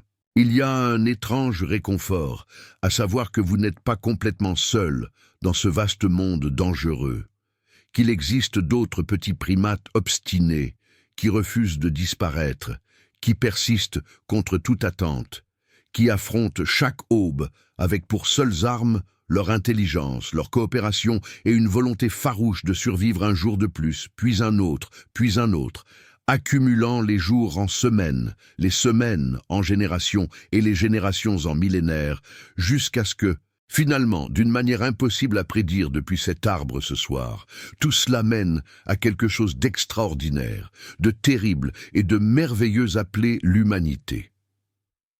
Les jours suivants, près du lac, s'installent dans un rythme presque paisible. Un mot qui paraît absurde quand on pense à la mort qui rôde constamment, mais qui est relativement juste comparé au stress incessant des semaines précédentes. Votre groupe et le groupe voisin maintiennent une trêve territoriale tacite, chacun respectant l'espace de l'autre. De rares interactions ont lieu dans la zone neutre entre les deux camps, de brefs instants où des individus des deux groupes se croisent en cherchant de la nourriture et échangent des regards ni hostiles ni vraiment amicaux, plutôt une reconnaissance mutuelle de leur existence partagée. Vous commencez à reconnaître les membres de l'autre groupe, une femelle particulièrement imposante, au pelage gris distinctif autour du visage, qui semble toujours observer avec une intensité presque paranoïaque. Un jeune mâle qui boite légèrement, signe d'une vieille blessure mal cicatrisée, un bébé qui semble avoir exactement le même âge que celui de votre groupe, que vous apercevez parfois jouer sur les rives opposées du lac, comme le reflet déformé l'un de l'autre dans un miroir. La femelle blessée de votre groupe se remet remarquablement bien. Les coupures sur son épaule forment d'épaisses croûtes, et bien qu'elle se déplace encore avec précaution, on voit que la douleur aiguë a été remplacée par une gêne plus supportable, de celle qui permet de fonctionner même si ce n'est pas agréable. L'abondance de ressources du lac attire inévitablement d'autres créatures et l'on apprend vite à décrypter les signes de leur présence et des horaires de visite. Tôt le matin, ce sont généralement les grands herbivores, les zèbres ancestraux et diverses antilopes qui s'abreuvent tandis que la brume leur offre encore un semblant de camouflage. Leur système nerveux étant calibré pour détecter les prédateurs, même par faible visibilité. En milieu de matinée arrivent les plus petits animaux, gros rongeurs et sangliers qui fouillent la berge boueuse à la recherche de racines et de tubercules, s'approchant parfois un peu trop près du territoire de votre groupe et qu'il faut chasser à coups de cris et de pierres. L'après-midi est le domaine des prédateurs. Les lions arrivent en groupes familiaux pour s'abreuver, leur langue rose créant des ondulations à la surface miroitante de l'eau. Durant ces heures, les deux groupes de primates se réfugient dans les arbres et restent absolument silencieux, sachant qu'attirer l'attention de 5 ou 6 lions adultes serait synonyme de mort collective. Vous observez les lions depuis votre perchoir sûr et vous êtes impressionné, toujours impressionné, par leur façon de se déplacer, leurs muscles purs ondulant sous leur fourrure dorée, chaque pas délibéré et contrôlé même lorsqu'ils semblent détendus, car les superprédateurs ne sont jamais vraiment détendus, ils évaluent toujours les opportunités, ils font toujours des calculs sur l'énergie dépensée par rapport aux calories potentiellement gagnées. Un après-midi, un événement inattendu bouleverse l'équilibre fragile entre les deux groupes de primates. Un jeune mâle de l'autre groupe, en quête de nourriture, s'éloigne dangereusement des siens, sans doute poussé à bout par la jeunesse, la faim et une pointe d'imprudence très commun à tous les jeunes. Concentré sur l'extraction de tubercules particulièrement tenaces à l'aide d'un bâton, il est si absorbé par sa tâche que sa vigilance habituelle chute dangereusement et ne remarque le léopard que lorsqu'il est presque trop tard. Les léopards se distinguent des grands félins de la savane. Chasseurs à l'affût, ils privilégient la végétation dense et attaquent depuis les branches des arbres, où ils attendent avec une patience quasi surnaturelle le passage d'une proie imprudente. Ce léopard attendait probablement un impala ou un babouin, mais un jeune primate distrait représente une occasion acceptable. Il bondit de sa branche avec une précision quasi irréelle, sa trajectoire calculée pour intercepter le jeune mâle exactement là où il est tapi. L'alarme retentit simultanément chez de nombreux observateurs, aussi bien dans son groupe que curieusement dans le vôtre, car voir un autre primate en danger active quelque chose de profond dans votre cerveau, quelque chose qui transcende la loyauté tribale et touche à la solidarité de l'espèce. Le jeune mâle entend les cris et se roule sur le côté au dernier moment. Les griffes du léopard passent si près qu'elles lui arrachent la fourrure du dos sans toutefois toucher sa chair. Il se relève et court avant même que le prédateur n'ait pu se réorienter pour une seconde attaque. Mais il court dans la mauvaise direction, fuyant son groupe et fonçant droit sur son territoire vers leurs arbres. Un dilemme se pose alors. Le laisser entrer sur leur territoire pourrait être perçu comme un signe de faiblesse, encourageant de futures incursions, mais le regarder passivement se faire tuer à quelques mètres de là est tout aussi impossible, car cela violerait un principe fondamental de leur nature sociale. Le mâle le plus âgé du groupe prend une décision en une fraction de seconde. Il appelle le jeune homme en fuite en lui indiquant l'arbre le plus proche. Lorsque celui-ci atteint le pied de l'arbre et commence à grimper frénétiquement, le mâle le plus âgé et deux autres mâles du groupe se précipitent sur le léopard, lançant des pierres et poussant des cris. La confusion et la menace qu'il inspire suffisent à le faire hésiter. Les léopards sont opportunistes, pas des combattants acharnés. Et lorsqu'ils réalisent qu'un repas facile s'est transformé en une situation potentiellement dangereuse avec plusieurs primates bruyants armés de projectiles, ils prennent la décision pragmatique de battre en retraite, disparaissant dans la végétation avec une rapidité qui laisse à penser qu'ils étaient vraiment là ou qu'il s'agissait d'une sorte d'hallucination due à l'adrénaline. Le jeune homme tremble violemment sur sa branche de fortune, les yeux grands ouverts, le contour des iris blancs, la poitrine soulevée et abaissée par une respiration presque sanglotante. Un silence s'installe, personne ne sachant ce qui va se passer. Son groupe, rassemblé à la lisière de son territoire, observe la scène, visiblement tendu, prêt à défendre son membre si nécessaire, mais aussi incertain du protocole à suivre, car il s'agit d'un territoire totalement inconnu. Une telle situation est sans précédent dans leur mémoire collective. L'homme le plus âgé du groupe regarde le jeune réfugié, puis observe le groupe qui attend à travers l'espace qui les sépare. On devine presque les calculs qui se trament dans son regard. Il pèse le pour et le contre. Il considère les conséquences. Finalement, il fait une série de gestes et de sons qui indiquent clairement que le jeune homme est libre de descendre et de rejoindre son groupe, qu'il n'y aura ni représailles ni capture, qu'il s'agissait d'une aide d'urgence et non d'une invitation à s'installer définitivement.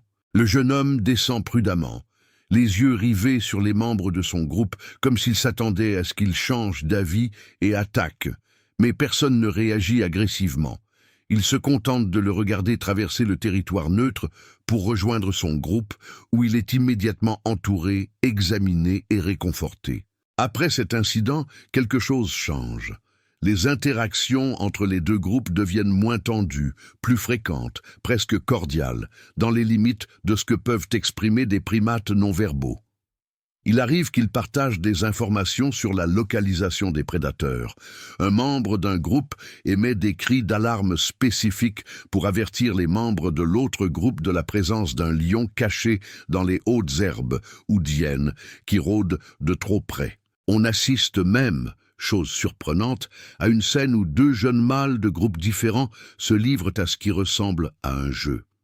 Ils se poursuivent en tournant autour d'un arbre neutre, tour à tour poursuivant et poursuivis, leurs cris ressemblant davantage à des rires qu'on n'en a jamais entendus chez un australopithèque. Vous observez ces interactions avec fascination, car vous êtes témoin de quelque chose d'important, même si vous ne pouvez pas l'exprimer clairement.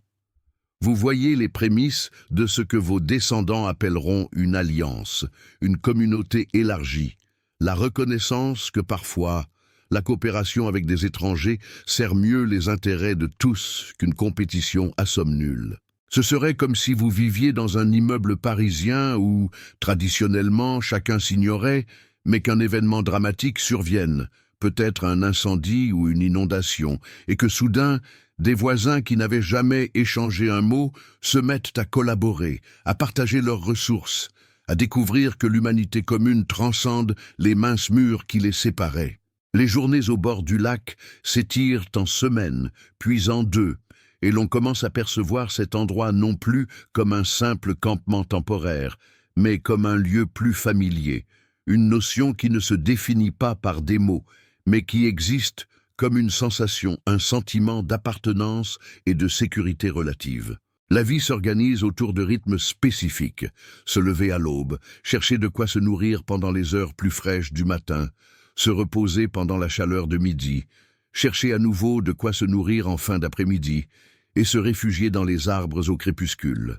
Il y a même des moments que l'on pourrait presque qualifier de loisirs, des instants après de copieux repas où le groupe s'assoit simplement à l'ombre pour s'épouiller mutuellement de parasites, une activité à la fois hygiénique et sociale, des doigts habiles écartant les poils à la recherche de tiques et de poux, tandis que le cerveau libère des endorphines qui renforcent les liens du groupe.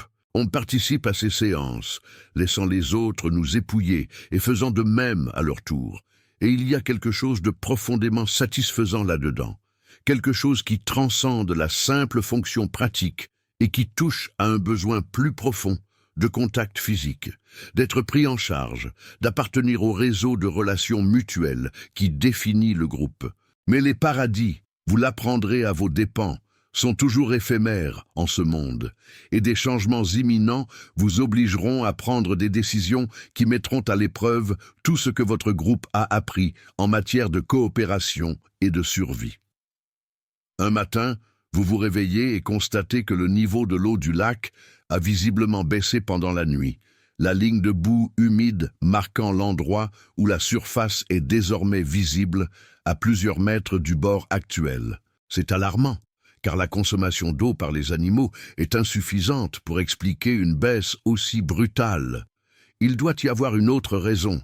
Peut-être que le petit ruisseau qui alimente le lac depuis une source lointaine s'est tari ou est obstrué. Vous observez le mâle, le plus âgé, qui scrute l'eau avec une expression empreinte d'inquiétude, même sur un visage qui n'a pas encore acquis toute l'expressivité humaine. Et vous savez qu'il fait les mêmes calculs que vous, estimant combien de temps il faudra avant que le lac ne s'assèche complètement, et réfléchissant au moment où il faudra déplacer à nouveau le groupe pour trouver de l'eau en quantité suffisante. Le groupe situé de l'autre côté du lac l'a également remarqué. On les voyait réunis, plongés dans une discussion animée, leurs gestes plus agités qu'à l'ordinaire, et l'on se demandait s'ils parviendraient à la même conclusion que votre groupe, que ce lieu, si généreux jusque-là, allait devenir invivable, qu'il était temps d'envisager un départ avant d'y être contraint par la déshydratation.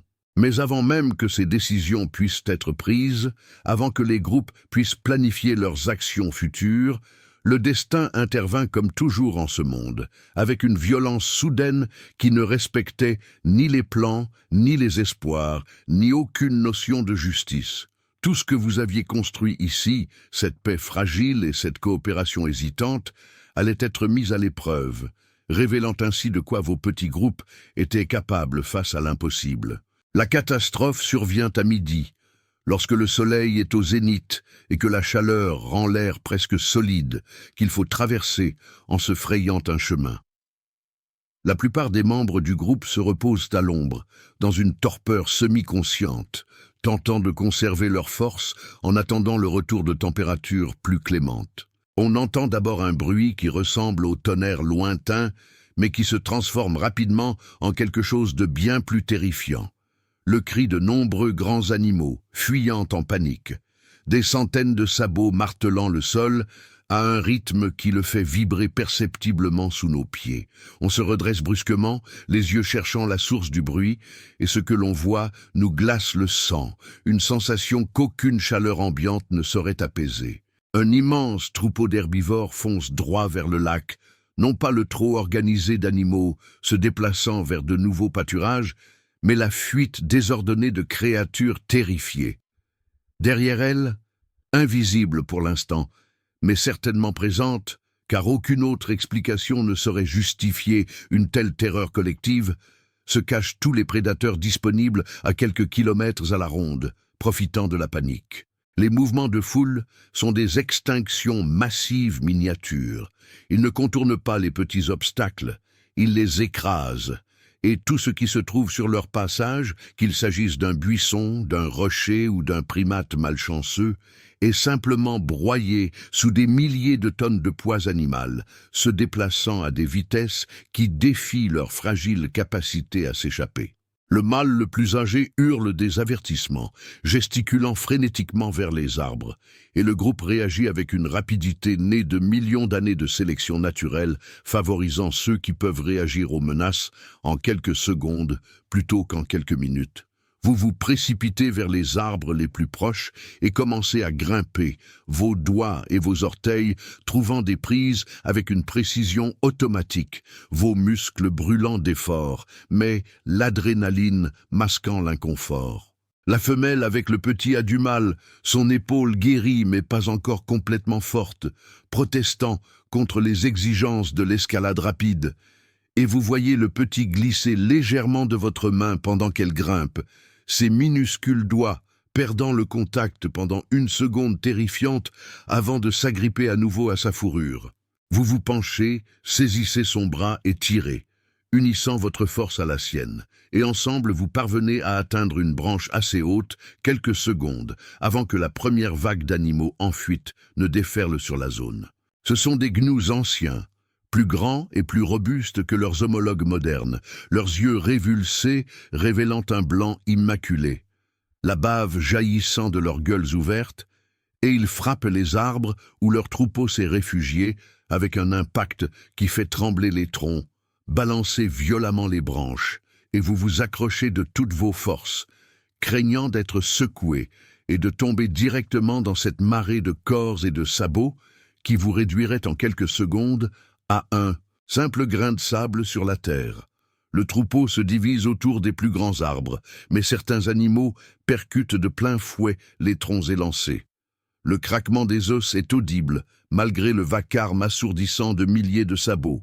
Et vous voyez gnous tomber les uns après les autres, piétinés par ceux qui les suivent, incapables de s'arrêter, sans possibilité d'esquiver, pris dans un courant collectif inéluctable. C'est un spectacle d'horreur pure, la nature dans toute sa brutalité et son indifférence, un rappel que, dans le grand ordre des choses, vous et votre groupe êtes insignifiants, poussière que le simple mouvement accidentel de force supérieure peut emporter à tout instant. À travers le rideau de corps en mouvement, vous apercevez les arbres de l'autre côté du lac où l'autre groupe s'est réfugié, et vous comptez mentalement, essayant de vérifier si tout le monde a réussi à grimper à temps. Mais c'est impossible dans ce chaos. Vous ne distinguez que des formes accrochées aux branches, comme des feuilles obstinées qui refusent de tomber sous la tempête. Le troupeau continue pendant des minutes qui semblent des heures. Un torrent apparemment sans fin d'animaux paniqués, et l'on se demande ce qui a bien pu effrayer autant d'animaux simultanément. Cela a dû être quelque chose d'extraordinaire, peut-être un feu de savane se propageant rapidement sous l'effet des vents, ou peut-être une troupe de lions exceptionnellement importante coordonnant une attaque de plusieurs côtés. Lorsque le troupeau passe enfin, lorsque les derniers traînards, boitants et couverts de blessures, disparaissent dans la direction opposée, le silence qui s'installe est presque aussi saisissant que le vacarme précédent. On entend son propre cœur battre la chamade. On perçoit le souffle haletant des membres du groupe alentour. On entend au loin les gémissements des animaux blessés, renversés et abandonnés par la marée. Le sol autour des arbres est complètement transformé. Toute l'herbe est piétinée en boue. Les empreintes de sabots sont si profondes qu'elles retiennent l'eau, et l'on aperçoit des corps, au moins 6 gnous, que l'on distingue de là où l'on est, qui n'ont pas survécu à la bousculade. Certains sont manifestement morts sous les coups, d'autres, les pattes brisées à des angles impossibles, tentent encore en vain de se relever. Et puis on voit arriver les prédateurs, les hyènes en premier, car elles sont toujours les premières à se ruer sur les carcasses, leurs rires hystériques résonnant tandis qu'elles inspectent les proies tombées, décidant où commencer le festin, et derrière elles d'autres hyènes, et derrière celles-ci les premiers lions, et l'on réalise que le lac et ses environs sont sur le point de se transformer en une zone de nourrissage qui durera des jours, rendant impossible pour les petits groupes de primates vulnérables d'accéder à l'eau en toute sécurité, car il y aura toujours des prédateurs à proximité, gras et paresseux, après s'être nourris, mais toujours dangereux s'ils sont provoqués, ou si une occasion facile se présente. Vous scrutez l'espace qui séparait autrefois les territoires et croisez le regard de la grande femelle aux cheveux gris de l'autre groupe, celle qui semblait toujours sur ses gardes. Dans vos regards se lit une reconnaissance mutuelle, une compréhension partagée que tout a basculé ces dernières minutes, que le paradis relatif que les deux groupes avaient trouvé ici a été anéanti, non par un conflit entre vous, mais par des forces totalement extérieures et indifférentes à vos besoins. Vous restez des heures durant dans les arbres, bien après que la dernière hyène se soit installée pour un festin prolongé, car descendre maintenant serait un suicide. Vous observez, impuissant, l'écosystème du lac se transformer dans le sang et le festin, les vautours fondre sur le soleil, les petits chacals se faufiler entre les prédateurs, chapardant des miettes dès qu'ils le peuvent. Le petit sur les genoux de la femelle blessée gémit de faim. Il a besoin de téter, mais elle est si crispée par la peur que son corps refuse de coopérer. Le lait ne coule pas lorsque tous les systèmes sont en mode de survie maximale, et l'on voit le désespoir grandir dans ses yeux tandis qu'elle tente de calmer l'enfant qui ne comprend pas pourquoi ses besoins fondamentaux ne sont pas satisfaits. Au crépuscule, lorsque la lumière dorée métamorphose le carnage en une scène d'une beauté presque obscène, le mâle le plus âgé appelle à un rassemblement silencieux par des regards et des gestes. Sans descendre des arbres, utilisant les branches suffisamment proches pour permettre une communication de proximité, le groupe discute des options.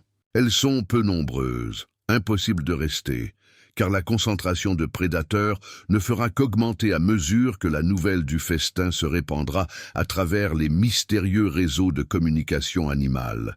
Impossible d'attendre plusieurs jours la fin du festin, car le lac se retire déjà et la soif contraindra à agir avant.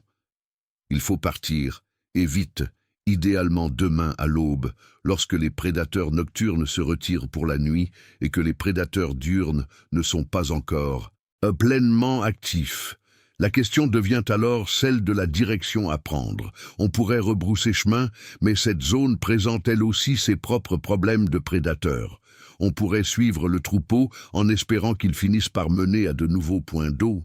Mais suivre le troupeau signifie partager le territoire avec des centaines d'herbivores et tous les prédateurs qui les suivent.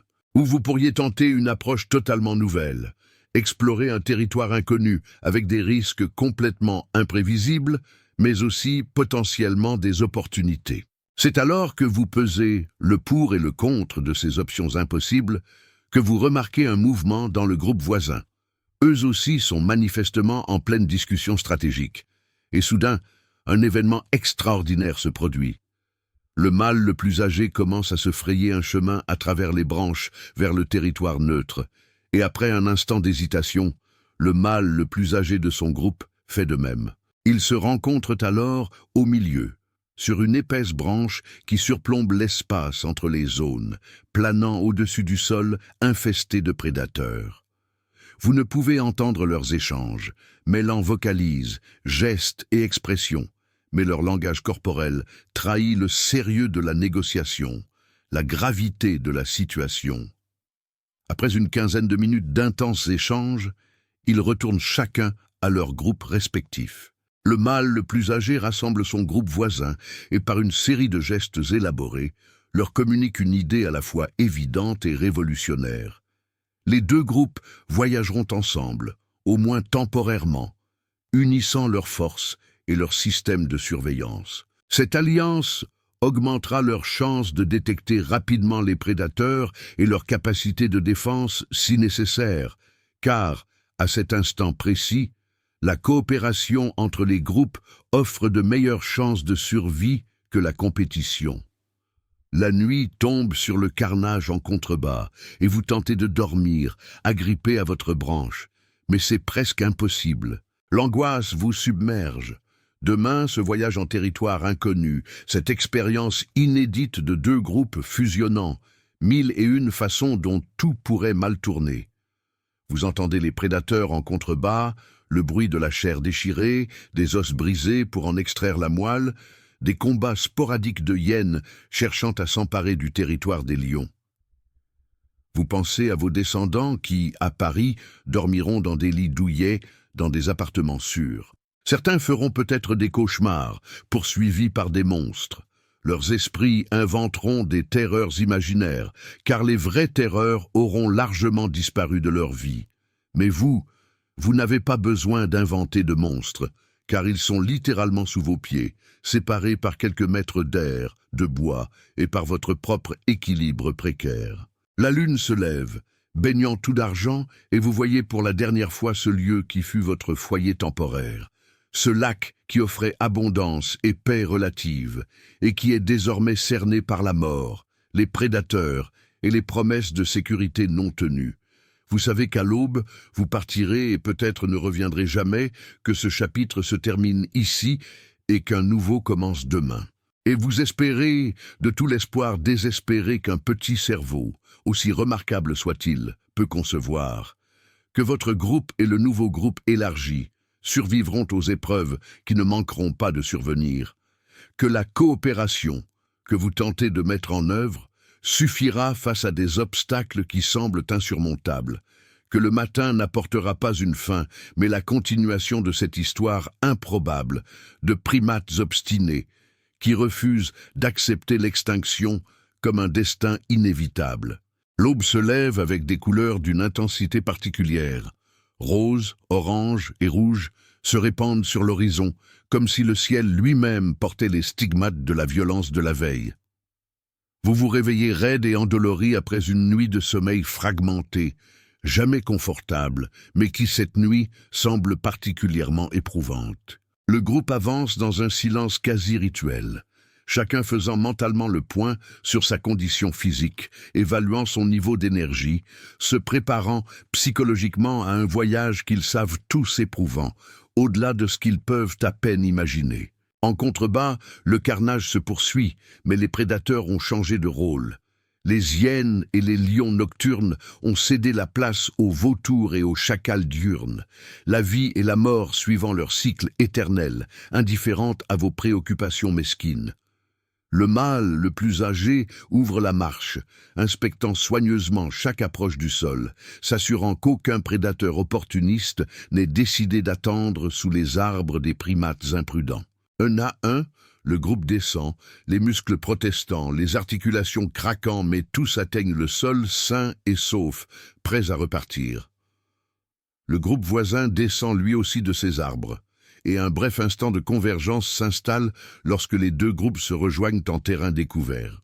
Malgré les accords de hiérarchie, chacun reste légèrement sur ses gardes, des instincts tribaux profonds, murmurant des avertissements contre les étrangers, même si la logique voudrait qu'un plus grand nombre soit synonyme de meilleure sécurité.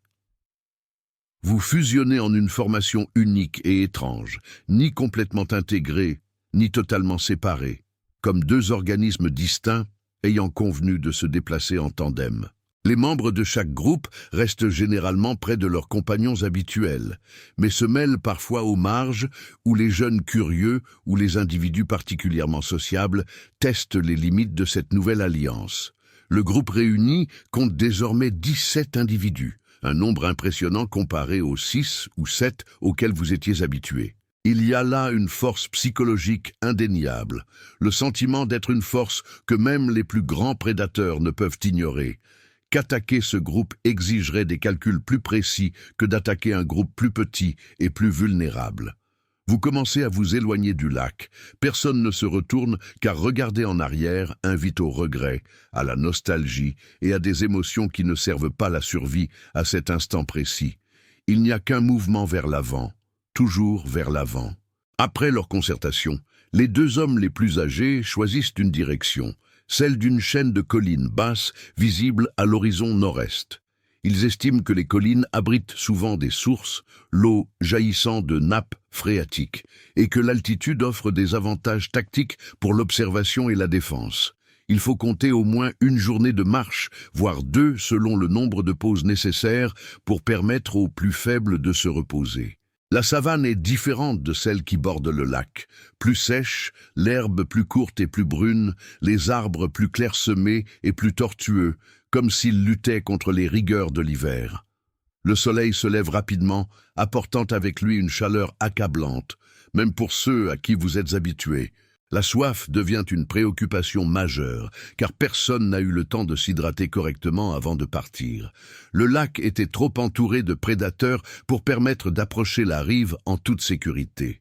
Vous vous léchez les lèvres gercées et essayez de ne pas penser à l'eau fraîche, d'oublier la sensation d'un liquide glacé dans votre gorge sèche, car y penser ne fait qu'aggraver votre inconfort et ralentir le temps.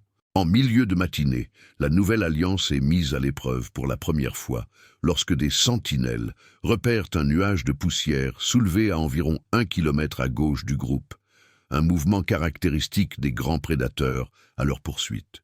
Le groupe s'arrête net, tous les regards rivés sur le nuage de poussière, tentant d'en déchiffrer la signification, menace directe ou simple scène de vie ou de mort se déroulant en parallèle de la leur. Un mâle de l'autre groupe, reconnaissable à sa cicatrice distinctive au-dessus du sourcil, fait une série de gestes suggérant un large détour, allongeant considérablement le trajet, mais évitant ainsi toute possibilité d'intercepter des prédateurs en pleine chasse. Un moment de tension s'installe, car le mâle le plus âgé de votre groupe semble vouloir maintenir le cap, argumentant par des vocalises et des gestes qu'un détour serait une perte de temps et d'énergie. Après un bref échange, il cède, reconnaissant la nécessité d'une extrême prudence et la sagesse de ne pas hésiter à faire preuve de conservatisme face à 17 vies sous leur responsabilité collective. Le groupe change de direction, un large arc qui rallonge peut-être le trajet, mais maintient une distance de sécurité avec la zone dangereuse, et vous réalisez avec une certaine admiration que vous venez d'assister à une démocratie primitive en action, des dirigeants prenant en compte les opinions, faisant des compromis, plaçant le bien commun au-dessus des préférences individuelles. Le détour s'avère judicieux lorsque, traversant une zone de chasse, vous découvrez une carcasse d'antilope, encore tiède, disputée par des hyènes et des vautours. Des empreintes dans la poussière révèlent la présence d'au moins 3 lions adultes lors de la mise à mort initiale. Ces 3 lions auraient facilement pu considérer ce groupe de primates bruyants comme une menace secondaire ou une proie intéressante. Vous passez rapidement devant la scène, non pas en courant pour attirer l'attention, mais en marchant d'un pas décidé. Les prédateurs ne vous prêtent guère attention, car leur repas est assuré, et les primates maigres ne valent pas la peine d'être chassés quand la viande grasse est déjà disponible. C'est une leçon sur le timing et la chance, sur le fait que la survie dépend souvent non pas de l'héroïsme ou de l'habileté, mais simplement d'être au mauvais endroit au bon moment, ou au bon endroit au mauvais moment. C'est une leçon sur le fait que le chaos règne bien plus sur ce monde que vous ne voudriez l'admettre. Les collines se rapprochent peu à peu, mais restent encore désespérément lointaines. Dans la savane, la notion de distance est trompeuse, car il n'y a pas de repères intermédiaires pour évaluer la progression, seulement un horizon éternel qui semble ne jamais se rapprocher, quelle que soit la distance parcourue. En milieu d'après-midi, une crise menace de faire s'effondrer toute l'expérience coopérative. La femelle et son petit ne peuvent plus continuer. Ses jambes flanchent et elle tombe à genoux sur le sol brûlant, le souffle court et haletant comme un prélude à un effondrement total. Le petit pleure faiblement, des cris déchirants de vulnérabilité. Et en vous approchant, vous constatez que la femelle est dans un état critique. Les plaies à son épaule, qui semblaient cicatrisées, se remettent à saigner sous l'effet du stress de la longue marche. Un gonflement apparaît autour des lacérations, signe d'infection malgré tous les efforts de nettoyage, et ses yeux sont vitreux, un symptôme que vous avez appris à reconnaître comme de la fièvre. Le groupe se rassemble autour d'elle, formant un cercle protecteur, et les avis divergent aussitôt sur la conduite à tenir. Certains membres de son groupe d'origine veulent s'arrêter ici et installer un campement, prenant soin d'elle jusqu'à ce qu'elle retrouve assez de force pour continuer. Mais les membres de l'autre groupe sont visiblement impatients, pointant du doigt le soleil couchant et les collines encore lointaines, faisant valoir par leur langage corporel que s'arrêter ici en terrain découvert sans eau est une condamnation à mort pour tout le monde, pas seulement pour elle. Le mâle le plus âgé du groupe est visiblement déchiré. On peut lire le conflit dans son regard, la loyauté envers son ancienneté face à la responsabilité du bien-être du groupe, et il reste là, de longs instants, à fixer la femelle gisant au sol, comme si elle cherchait la réponse dans ses traits. C'est elle-même qui résout le dilemme.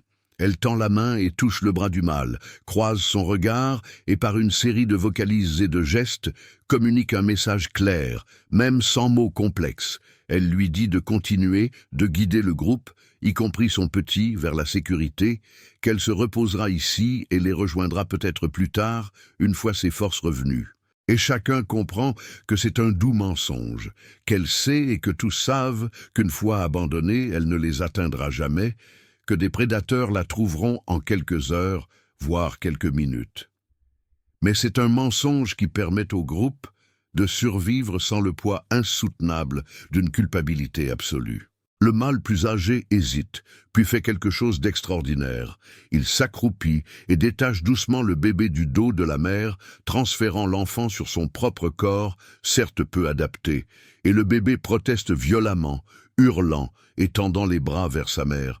Mais le mâle persiste, tenant fermement l'enfant, et la mère touche le bébé une dernière fois, son visage déformé par une expression indescriptible, mais que toute mère, toutes espèces confondues, reconnaîtrait comme un amour pur, mêlé à l'angoisse de la séparation. Le groupe poursuit sa route, laissant la femelle seule dans l'immensité de la savane. Vous osez vous retourner une dernière fois, et la voyez vous regarder partir, la main levée, non pas en signe d'adieu, car l'adieu n'est pas encore une notion pour elle, mais en signe de reconnaissance, de témoignage, d'ultime affirmation de lien, avant que la distance ne la réduise à un point, puis à néant. Le bébé continue de gémir pendant une longue heure, des gémissements qui vous déchirent le cœur, une douleur insoupçonnée. Vous remarquez que les autres membres du groupe sont visiblement affectés, marchant la tête baissée, leurs mouvements mécaniques accomplissant leurs devoirs, tandis que leurs cœurs sont lourds de chagrin. Le mâle le plus âgé porte maladroitement le bébé. Il n'est pas fait pour cela, ses bras trop courts et sa poitrine trop étroite pour supporter un nourrisson. Mais il persiste, ajustant et réajustant sa prise, et finalement une des jeunes femelles de l'autre groupe s'approche et, par geste, propose de partager la responsabilité de porter le bébé. Après un moment d'hésitation, il accepte, Et le bébé passe de main en main entre les groupes, la dernière barrière se dissolvant face à un besoin pratique et à une compassion fondamentale qui transcende les loyautés tribales. Les collines, enfin comme par miracle, approchent du crépuscule et l'eau apparaît. Un petit ruisseau serpente dans une vallée entre deux collines, une ligne de végétation plus verte marquant son cours. Le groupe accélère le pas malgré l'épuisement, mobilisant ses dernières réserves d'énergie à la perspective de l'eau. Vous atteignez le ruisseau et c'est un moment de chaos organisé où chacun tente de boire simultanément. Le visage plongé dans l'eau, les mains formant des coupes pour porter le précieux liquide à la bouche. On boit jusqu'à ce que l'estomac proteste, puis on boit encore, l'hydratation apaisant enfin une soif devenue presque insupportable. Le bébé a aussi besoin d'eau. Il est trop jeune pour boire directement. Alors la jeune femme qui le porte mouille ses doigts et le laisse téter l'humidité, une méthode peu efficace, mais mieux que rien. Finalement, il cesse de pleurer sa mère et se contente de tenir son doigt, le tétant machinalement, l'instinct prenant le dessus sur le chagrin, au moins temporairement. Vous installez le campement dans les collines, trouvant des arbres convenables pour dormir, et un sentiment collectif d'accomplissement mêlé de mélancolie vous envahit. Vous avez survécu à la journée, vous avez atteint votre destination, mais le prix à payer a été élevé, un prix qui pèse lourdement sur chacun. Cette nuit-là, blottie sur votre branche familière, mais dans un arbre inconnu, en territoire inconnu, vous repensez à tout ce qui s'est passé ces dernières semaines. Votre première rencontre avec Megan Thereon, le combat contre Dino Felice, le paradis éphémère du lac, la bousculade, cette nouvelle configuration de groupe fusionné et la perte d'un membre cher à votre cœur. Vous pensez, sans un mot, mais avec une profonde émotion, à la fragilité de chaque jour, à la façon dont l'existence ne tient qu'à un fil, fragile et susceptible d'être rompu à tout instant par des griffes, des dents, une maladie ou un simple coup du sort. Et pourtant, vous persistez, le groupe persiste, l'espèce persiste, malgré des obstacles qui semblent voués à l'extinction. Vous observez le bébé orphelin qui dort d'un sommeil agité dans les bras de la jeune femelle de l'autre groupe, et vous comprenez qu'à un niveau fondamental, quelque chose a changé. Les frontières entre votre groupe et le leur s'estompent. Vous ne faites plus qu'un, unis par des expériences partagées, des besoins communs et la conviction grandissante qu'ensemble, vous avez des chances que vous n'auriez jamais eues séparément. Il n'existe pas encore de mots pour désigner la communauté, pas de concept articulé de société, mais elle est présente dans les actions, dans les choix, dans la volonté de prendre en charge le fardeau d'un autre groupe, de partager des ressources rares, d'adapter les plans collectifs aux besoins individuels. Vous l'ignorez, vous ne pouvez pas le savoir. Allongé sur cette branche sous les étoiles que vos ancêtres ont contemplée et que vos descendants contempleront, que vous participez à un événement d'une importance capitale dans l'histoire de la vie sur Terre. Vous ignorez qu'à partir de cet instant et de milliers d'instants semblables, répartis sur d'innombrables millénaires, émergera quelque chose qui transformera la planète d'une manière inimaginable. Vous ignorez que vos descendants directs domineront un jour chaque continent, qu'ils bâtiront des villes abritant des millions d'habitants, qu'ils créeront un art bouleversant, une musique exaltante et une littérature qui saisira l'infinie complexité de l'expérience. Vous ignorez qu'ils développeront un langage si sophistiqué qu'il pourra décrire non seulement des objets concrets, mais aussi des émotions abstraites, des concepts philosophiques et des théories mathématiques expliquant le fonctionnement de l'univers. Vous ignorez qu'ils construiront des machines capables de penser, de voler, de transmettre instantanément leurs voix et leurs images à travers les planètes. Vous ignorez que certains d'entre eux seront assis dans des cafés parisiens par des après-midi pluvieux d'automne, à boire du café noir et à lire des livres sur vous, essayant d'imaginer votre vie, d'établir un lien par-delà l'abîme du temps, d'honorer votre combat, votre sacrifice et votre courage silencieux face à un monde qui offrait 1000 façons de mourir et une seule voie étroite pour survivre. Vous ignorez que le bébé que votre groupe a sauvé aujourd'hui portera des gènes qui contribueront à la lignée ininterrompue menant aux premiers Homo habilis, aux Homo erectus qui maîtriseront le feu, aux Homo sapiens qui peindront leurs empreintes de main sur les parois des grottes, comme pour dire, à travers des dizaines de milliers d'années, « J'étais là, j'ai existé, j'ai compté ». Vous ignorez que les enseignants parleront de vous aux enfants, que les musées construiront des dioramas pour tenter de recréer votre monde, que les scientifiques consacreront leur vie entière à l'étude des fragments d'eau d'individus comme vous, pour tenter de reconstituer votre histoire. Vous ignorez que certains de vos descendants se demanderont si tout ce voyage en valait la peine, si le progrès a été payé à un prix trop élevé, si quelque chose d'essentiel n'a pas été perdu dans la transformation des primates de la savane en citadins, tandis que d'autres défendront avec passion que votre lutte leur a offert le don du choix, le luxe de se poser des questions de sens et de finalité au lieu de simplement lutter pour survivre un jour de plus. Vous ne savez rien de tout cela. Vous savez seulement que vous êtes fatigué, que demain arrivera trop vite avec son lot de défis, que le bébé orphelin aura besoin de soins, que tout le groupe devra lui prodiguer, que l'eau de ce ruisseau finira par s'assécher comme celle du lac et qu'il vous faudra repartir. Mais pour l'instant, dans cet instant suspendu entre la brutalité de la journée qui s'achève et l'incertitude de l'avenir, vous fermez les yeux et vous vous laissez aller au repos. Votre corps se détend sur une branche qui, à force de répétition, commence à devenir presque confortable. Vous ne dormez pas du sommeil profond et paisible dont vos descendants profiteront dans de doux lits à l'abri des regards, mais du sommeil léger et alerte d'une créature qui doit être prête à s'éveiller et à fuir à tout instant. Et pourtant, c'est le sommeil.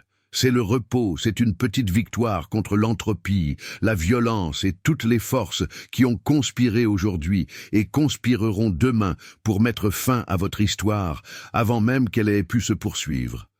La lune, témoin silencieux d'innombrables drames de vie et de mort, traverse le ciel, baignant ses étoiles endormies d'un doux argent. Si les rochers pouvaient se souvenir, si les arbres pouvaient témoigner, si l'univers lui-même conservait la trace de chaque instant significatif, celui-ci y serait inscrit non comme un événement dramatique, mais comme quelque chose de plus subtil et de plus profond. Le moment où vos lointains ancêtres, confrontés à l'impossibilité, à la perte et à une peur paralysante, ont choisi de ne pas abandonner mais de continuer, de ne pas se séparer mais de s'unir, de ne pas accepter l'extinction mais de lutter pour un avenir qu'ils ne verraient jamais, mais que vous, lisant ces lignes des millions d'années plus tard dans une langue qui n'existait pas de leur vivant, habitez désormais en tant qu'héritier direct de leur courage, de leur intelligence, de leur compassion improbable et de leur refus obstiné de laisser la nuit l'emporter.